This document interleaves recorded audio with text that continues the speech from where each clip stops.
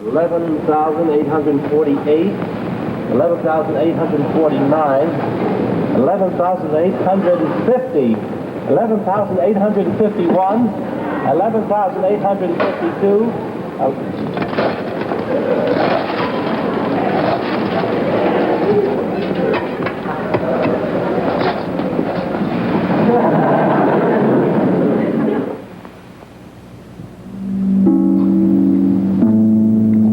Greeting over your orthicon tube.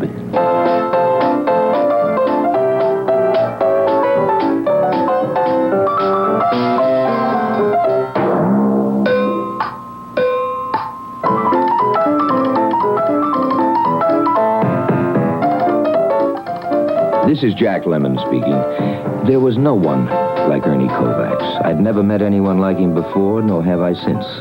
He was television's own original madcap from 1950 until he died in 1962. In the early 50s, most of Ernie's shows were aired live before a studio audience, and they were recorded only on kinescope right off the air. Tonight, on the air again, here's Ernie's upside-down view of the world in all its silly glory. A look at Ernie Kovacs, the early years.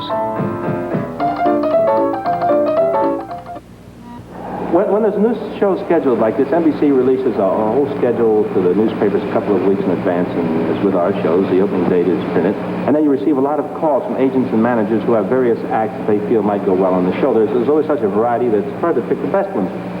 It wasn't too easy to pass up some of them either. There was Mimo, an elephant that does imitations, Bing Crosby, Fred Astaire, the whole thing, and we had to throw him out. He would have worked for peanuts. A trampoline act. That trampoline act was just about one of the most interesting I ever saw. 4 fellas bounced up. Just up. In fact, it's the last we ever saw them. The trampoline's still around here. Everybody keeps tripping over it. And then there was... Well, that's this guy, him. We told him that we didn't want to... We told him, no, it doesn't. A dozen times, but he's so darn persistent. Keeps auditioning. Jack keeps auditioning all the time. The reason why we didn't hire him.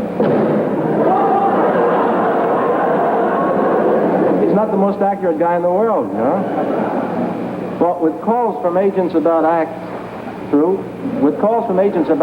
the show, we began receiving also from our future viewers some suggested acts that they would like to see on television. After reading a lot of the letters, we got kind of interested in the thing, and some of the acts we thought it might not be a bad idea to pick up the unusual ones and put them on the program.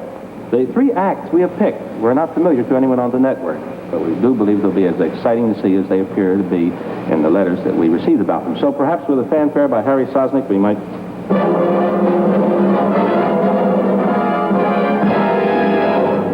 Our first guest was suggested by Mr. Roger Brannigan of Fiddler's Ravine, Wisconsin. I'll read a portion of his letter, if I may.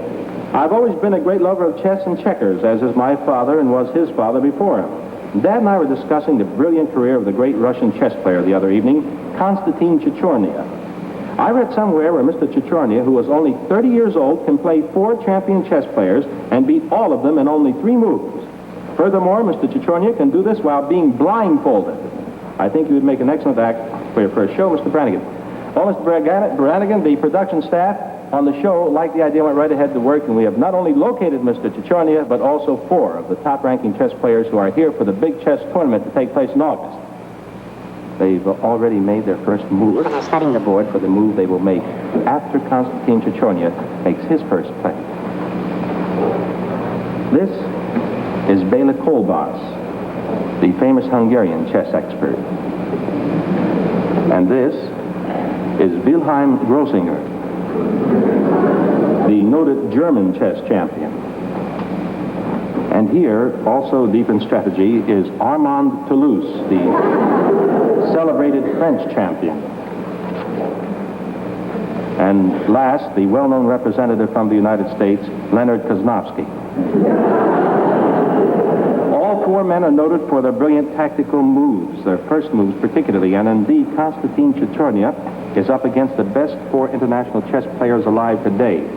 Mr. Chichornia has been deep in thought for several minutes and will signal us when he is ready to begin play.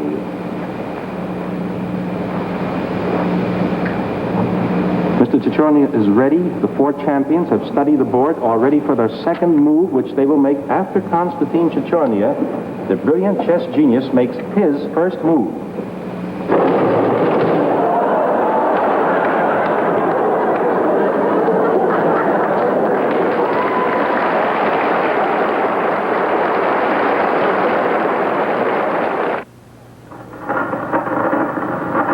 Ladies and gentlemen, we are broadcasting from the elegant Regal Room at the Sheraton Riviera, where the unveiling of Clevo Degor's new Ultra Bikini bathing suit will take place.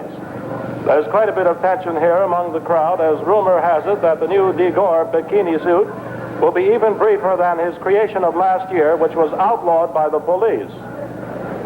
As an added bit of excitement, rumor also has it that the new brief swimsuit will be modeled by Gina Lollobrigida. There's a rustle at the curtain. Miss Lollobrigida is about to step through the curtain wearing the new Degor bikini. Here she comes.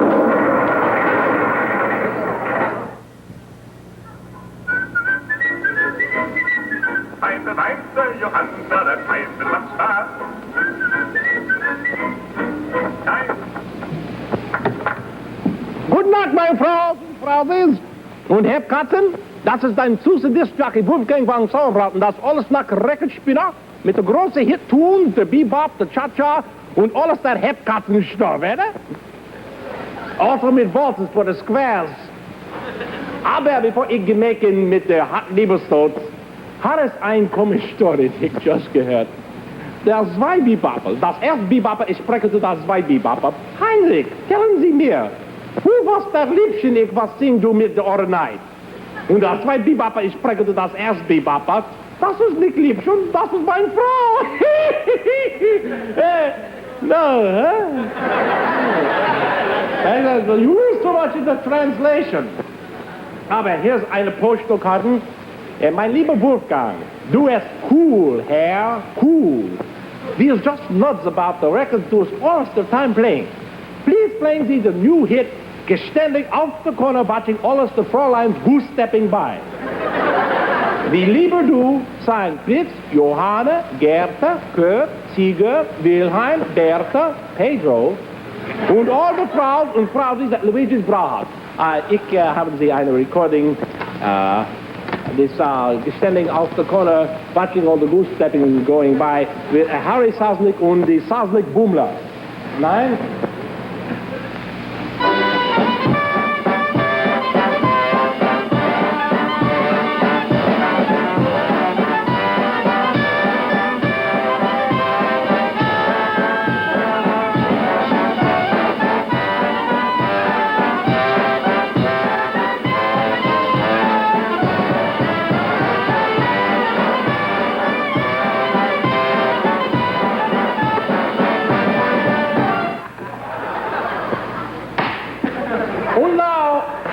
The Herrkatzen geben Sie mir die strictest attention. From the sponsor kommen Sie eine important message. You listen good, Wolfgang, get the axe, you know? Friends, du das gebrechende Tooth mit Schnitzeldent? Schnitzeldent ist der Vierer Toothpaste.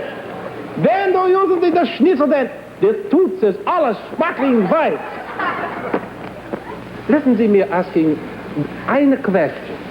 How many times in a day du gebruchen Sie the tooth? Ich gebruchen Sie mein Tooth 2 times a day. Ich gebruchen Sie mein Tooth 4 times a day. Ich gebruchen Sie mein Tooth 700 times a day.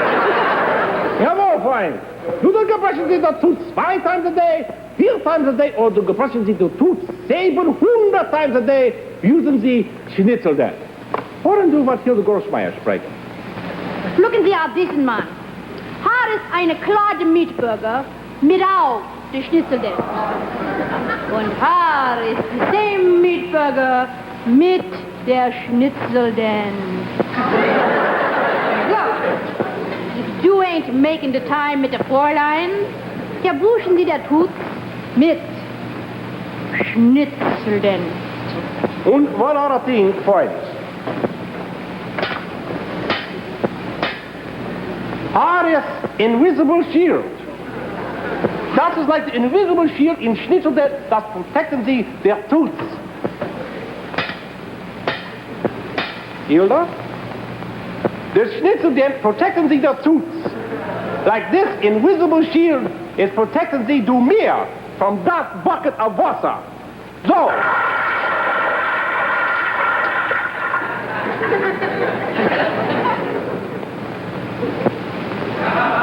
When du bei der Toothpaste, making sure du getting the Toothpaste mit dem invisible shield.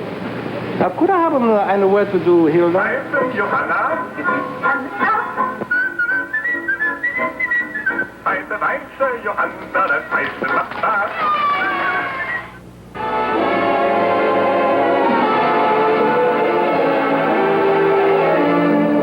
And away we...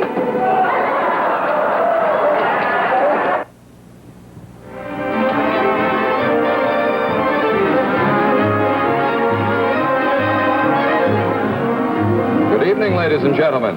Time once again for Mr. Question Man. All of the questions sent to Mr. Question Man are carefully tabulated in files. Some of them are read. Our first question comes from Mr. Arthur B. Koznowski of Macon, Indiana. Arthur B. Koznowski of Macon, Indiana writes, Dear Mr. Question Man, I am writing to you from inside a burning warehouse. Let me take a moment of your time to go back a bit. I bought this house 11 years ago in November. No, I believe it was February. Well, when I bought it, they told me that it was fireproof. By the way, please pardon the condition of this stationery. Well, at about 11 o'clock tonight, a fire broke out in the southern wing of the warehouse. It spread rapidly, and at this writing, I would say 96% of the warehouse is in flames. There goes another wall. I'm standing on the last 2 feet of flooring in the north wing, and I'd say that this will only last, 3 minutes, perhaps 2 with a good wind. I really am at a loss to know what to do. And while I do not mean to press you, I would appreciate an answer at your earliest convenience. Best regards to you and Mrs. Question Man, Arthur Koznowski. I am afraid that in the present day hurly-burly of rapid transactions, we sometimes put insufficient trust in those with whom we do business. Your real estate agent was telling the truth. By law, all warehouses in Macon, Indiana must be fireproof, so you have no cause for alarm. While I do not mean to appear severe, I am forced to say I feel a certain embarrassment for you and your attitude toward the real estate agent. Should you manage to survive for another moment or two, you might take the time to drop him a social note without mentioning your suspicions. I think that'd be awfully nice. At any rate, good to hear from one of our listeners in Indiana.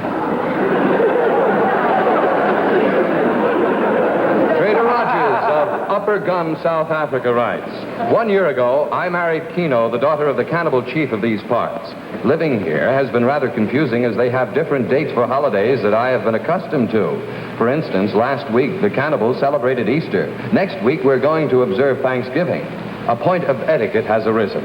Kino's father, the chief, has suggested that we have the local missionary for Thanksgiving. Is this considered proper in the United States? No, we're still eating turkey here. Chief Bardoni El Swahili of the Wambisi tribe in equatorial South Africa has written an interesting letter. Dwanya Nagi Hagu, Inga Green Lakabondi, Lawana Tiganadu, Kabi Dig Navas Bonta, Motoloni Argu Diban, Genda Ranyo Boro Dobeaka.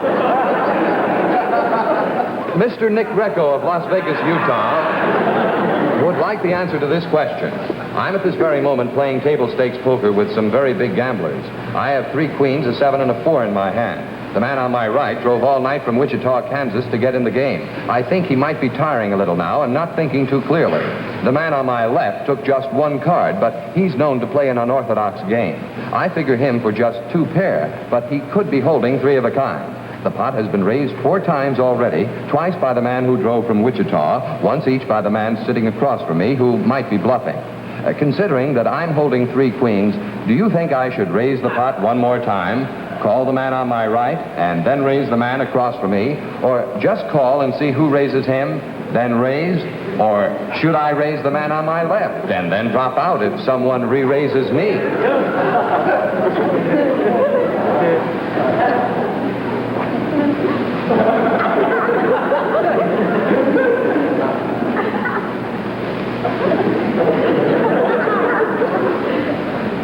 that seems to be all the time we have for Mr. Question Man. Be sure to join us again when Mr. Question Man will answer such questions as, are Dave Garraway's those little seeds on rye bread?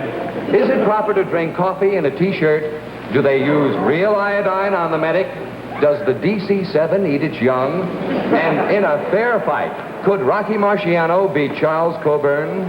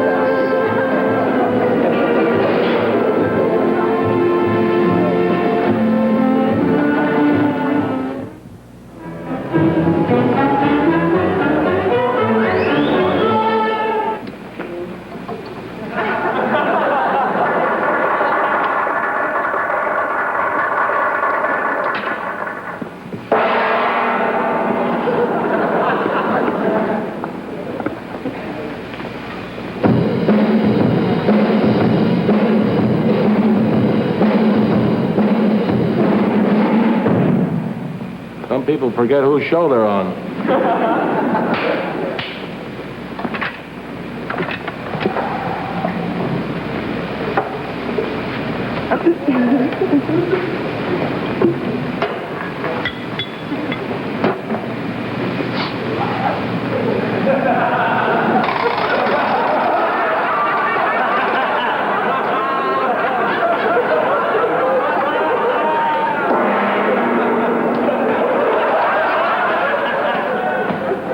Will some young man from the audience care to come up to assist me?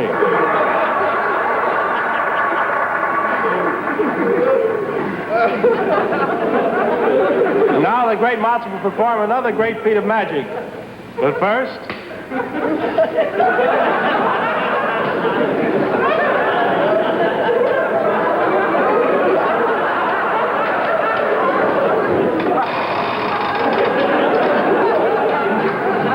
better order another case of that. The Great Matzo's running a little low.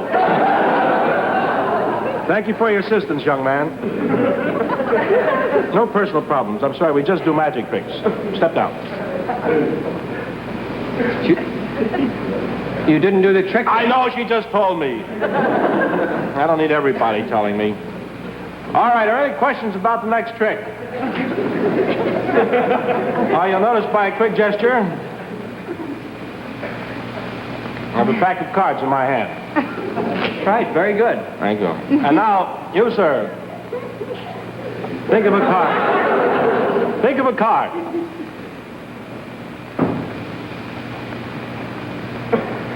How are you coming? I've got it narrowed down to two of them, but I can't decide which one.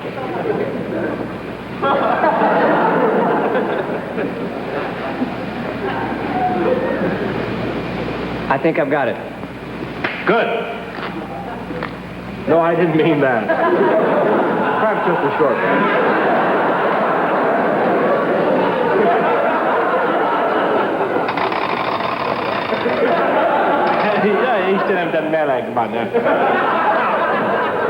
There, young man, is the card you were thinking of. Well, what card did you pull out? What were you thinking of? The 8 of clubs? I guess many of you would like to know how I did that trick. Sorry. These secrets were handed down by an ancient Capuchin monk who would betray his secret world and bring disgrace out. Thank you for coming up from the audience. How about a little hand?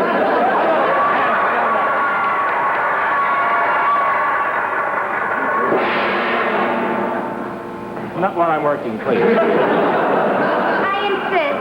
All right.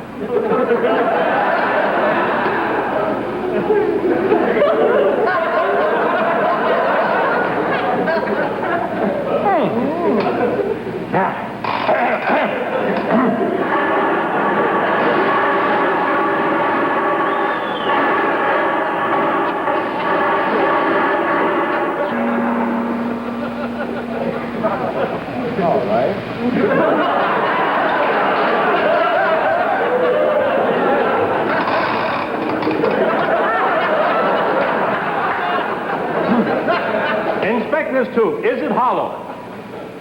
Oh, yes, it is hollow, Great Matzo. Is number 2 tube hollow? Oh, yes, it is hollow, oh, Great Matzo. And number 3 tube, is it hollow? Oh, yes, it is hollow, oh, Great Matzo. All 3 tubes are hollow. Thank you.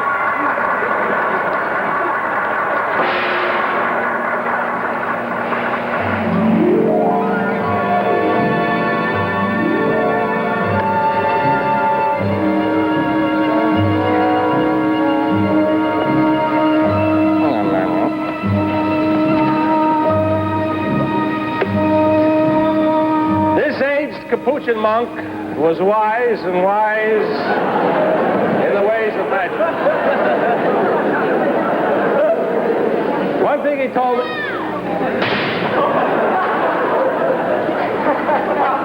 And as I stood with the aged Capuchin monk watching Mount Etna, Mount Stromboli, and Mount McKinley in the sunset, all erupting simultaneously, I said, I'd like to know how to do that trick. And he said, Matzo, I like the cut of your jib. And so, perhaps there are some dollars among us. Have you ever seen me before? No, I've never seen you before, Great Matzo. And have I ever seen you before? No, you have never seen me before, oh, Great Matzo. And have you ever been sawed in half? Have you ever been sawed in half? Oh, well, give me a minute, will you? Gee, what a grouch. All right. And now, I'm ready. Raise your right leg. Your right leg. All right. Now put your leg down. Put your leg down.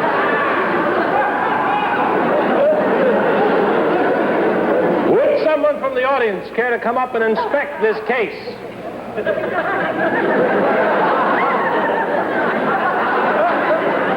All right, now the Great Matzo will begin sawing. Are you ready, my dear? Ready? Ready!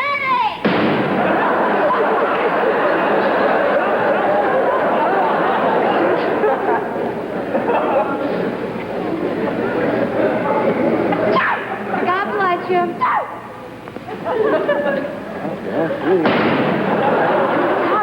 Making me sneeze. What? The sawdust is making me sneeze. Well, I can't help it. I can't saw without sawdust. I'm no magician.